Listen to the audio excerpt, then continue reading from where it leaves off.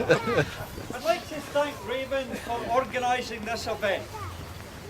It is very important, people, that we, the Scots, get the message out to the world that we are not going to lie down and accept the nonsense from Westminster anymore. Now, Raymond has spent a lot of time organising this event. I know one or two things have gone wrong, but it's his first attempt. And I want Raymond to organise this event again. And I'm sure it will be even better next time round. Now, there's some people here for Germans for Independence. It's organised for the 2nd of September.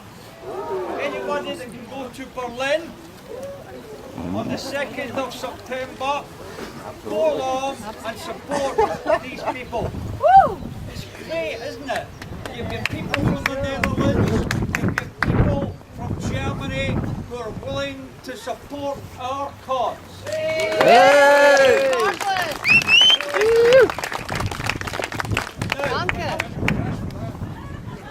I'm going to give a bit of a talk now about the Association of Scotland and the Netherlands. For hundreds of years, the Scots and the people of the Netherlands traded. They were just across the water.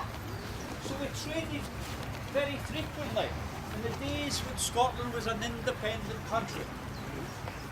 Now, because we traded so much, lots of Dutch people actually settled in Scotland all around the east coast. And trading on for hundreds and hundreds of years, right up to the Treaty of Union.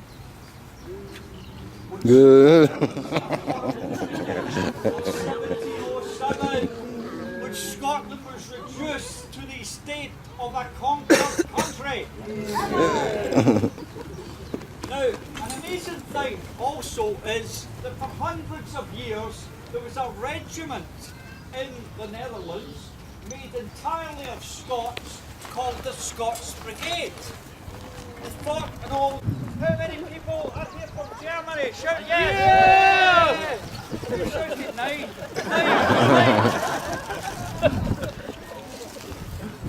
How many people are here from Sweden?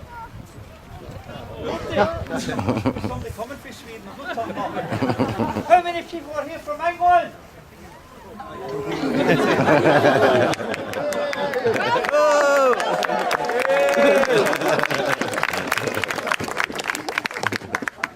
You're very welcome. In spite of everything. So anyway, isn't it fantastic that we've got this great turnout today? So I'm just going to end now by giving you some words of Ravibum, Scotland's greatest poet. He said, "Let us hope that come it may, or come it may for all that man to man, the world shall brothers be for all that." Thank you very much.